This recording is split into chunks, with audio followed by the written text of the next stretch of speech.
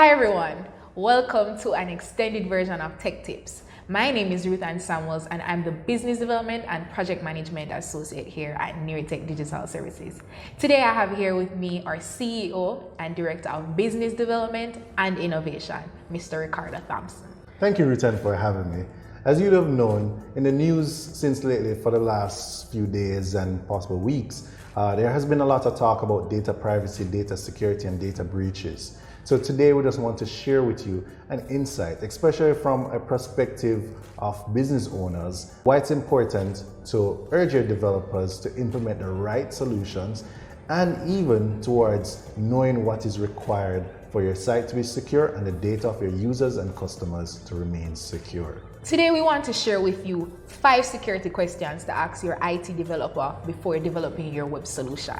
A lot of you may hear the term HTTPS as it relates to securing your website and web application. One of the questions you should ask your developer is, why is it important? Why is this question important, Mr. Thompson? No, this is a good question to ask your developer because it starts the conversation about the security of your site, right? Now, HTTPS stands for Hypertext Transfer Protocol Secure, right? It does not affect the functionality of your website. So in some cases, some persons may actually put a site online without having it HTTPS. It might just be HTTP, which most of you are familiar with. This, for some reasons, persons may choose to just use HTTP because of the cost factor, because there's a cost to purchase these SSL certificates, which that's what is used to secure or give you that secured HTTPS in your browser. If you do not have it, it will say this site is not secure. Now, this impacts the credibility of the website, and some users may visit your website and may be turned off or be reluctant to actually do any transaction or share any data on your site because it says that it is not secure. So it's a good way to start the conversation about the security of your site or application. HTTPS allows in the backend to facilitate encryption of data that is transferred from the client across the internet to the back end or to the server that the application is sitting on. And simply putting this, it pretty much prevents an attacker or a hacker from hijacking the data from the customer side while the data is transferring over the internet to your application or website. So HTTPS ensures that there is an additional layer of security or encryption of data so it's not easily intercepted as the users do transaction on your website or share data on your website. Thank you for sharing. Another question that is important to ask your developer is, how will you secure users' data on my website? Why is this important? Okay, so this is a good question to ask your developers because then you want to know that all the mechanisms are put in place to ensure the security of the data that is on the website. Some mechanisms could be password encryption, ensuring that your passwords are encrypted when they're being stored. Some persons may use a simple password, or you can ensure that your developer use complex passwords that are sometimes 8 characters long or more. So that's enforced by the application or the website. There's also requirements such as extra characters or numbers that can be used to ensure that passwords are strong and to ensure that the data will be secure. The HTTPS also plays a strong role in the security of the data and the transaction or the transfer of data across the internet. So it is definitely a good question to ask and to ensure that your developers are putting in the mechanisms in place to secure the data of your website. And with the recent passing of the Data Protection Act, it's very important that business owners remain compliant. No, absolutely. Before now, persons may not be held as accountable for the data and the usage and the ownership of the data. But with the Data Protection Act, it is extremely important that business owners take a serious note of what is happening with the data and how secure it is on the website. So the Data Protection Act speaks primarily to, how are you securing the data? who's in charge of it, who will have access to it, and so on and so forth. So more than ever, it is critical to remember that and to keep that in mind. The third question you should ask is, what strategies are you implementing to secure my company's files and records? Tell us why. And I think this is a good question to ask, especially as it relates to file storage. Now, there are three main categories of data classification or information classification. You have sensitive data, you have classified data, and you also have top secret data or information. Now, based on the type of information or data that's being stored or processed on your website, you want to ensure that it's retained safely and securely. So it's good to ask these questions. Now, what this allows you to do is to retain your competitive edge, right? If persons are easily able to get access to files and data that's been stored by application on the server, then you lose your competitive edge, especially if you're rolling out a new product or service. Your competitors can get access to that. Also, if your data is compromised or made public, it affects your brand, right? And your credibility. Persons now start thinking twice about doing business with you or whether or not they can share their data or information with you.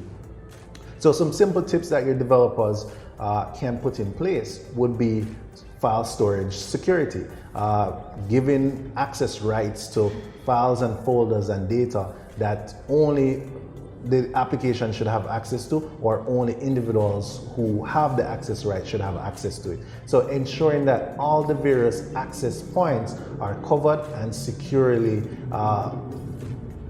captured or put in place mechanism to secure all access points. Yes, and another important question I think, Mr. Thompson, to ask is, how often will my website be reviewed or assessed for vulnerabilities? Could you share why? So, for a lot of websites and applications, it is extremely important to have consistent and frequent check-in for vulnerabilities and attacks on these websites as well. So, plugins and modules and various libraries that are used to build your website or your web application or even mobile application, they expire. They also deprecate. They have vulnerabilities within them. So sometimes the vulnerability may not necessarily be from your username and password, your login screen that is brute force attacked. It could also be through these plugins, through the operating system, through just not having your site fully up to date. So for me, I would say that you definitely have to have your system or your developer or vendor do a consistent scan of an active site. An active site is a site that pretty much have users every day. Once there are users visiting your website every day, it's considered to be an active site. So for an active site, I would say scan at least once per month. So now for scanning applications, there are tools that are used by IT professionals or IT security personnel that can run a scan or pretty much a scan on your application or website to see what vulnerabilities are there. Why it needs to be done by IT security or IT professional? Because a report is generated, and that report needs to then be interpreted by this IT or security professional in order to know where the vulnerabilities are and how to fix them and how to patch your solution. So consistently, in short, have your IT professional or IT security personnel do a scan possibly every month once it's an active site, and take it from there. Take the report and implement the recommendations that are generated by these tools or from your professional. And the final question you should ask your developer is, how will you ensure that my website can manage high volume traffic? Tell us about this one.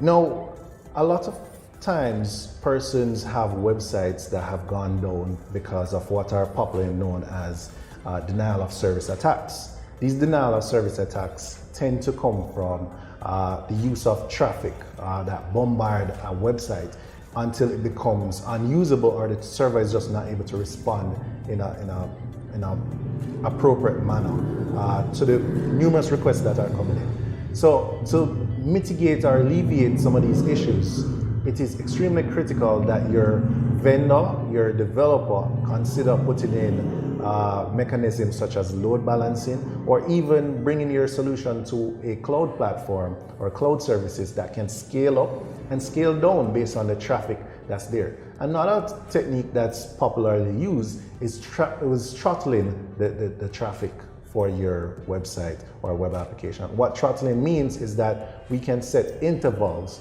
based on the traffic that's coming in, or the numerous requests that's coming in, to delay some of these requests so the server can handle each request or be able to recuperate after multiple requests coming in. So these are some good tips that I would say can be used to manage the traffic for your site and to mitigate against denial of service attacks to prevent your site from going down. Yes, I agree, and I would love to mention that planning is very important as well. It is extremely important. At this point, as I said from the start, really, at the start of having a conversation about having a website or a web application, it is extremely critical to start thinking about how will this application or website be secured from the onset, from the design. So that's put in place from the design of the application or website. So it's not an afterthought. Yes, definitely. So do you have any final thoughts, Mr. Thompson, to share with the audience? Sure. So what I would say is that, as I started from at the start of this conversation, is that as business owners, you are to ensure that your developers are bringing your application in the right direction as it relates to a security perspective, not just functionality, because most of the times we focus so much on functionality, as business owners and, clients, we focus so much on the functionality of it, but not necessarily what is secure. So yes, the developer should know what it is, but you should also try to ask the right questions, especially now where we have a data protection bill or act that's out there.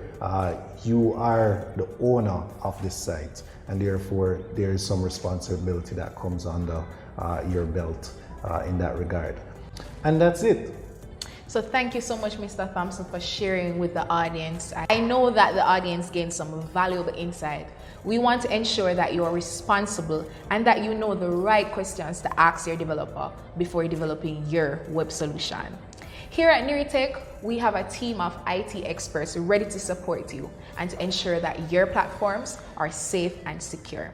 If you're interested in developing a solution or getting maintenance for an existing one, don't be afraid to reach out to us via call or by email.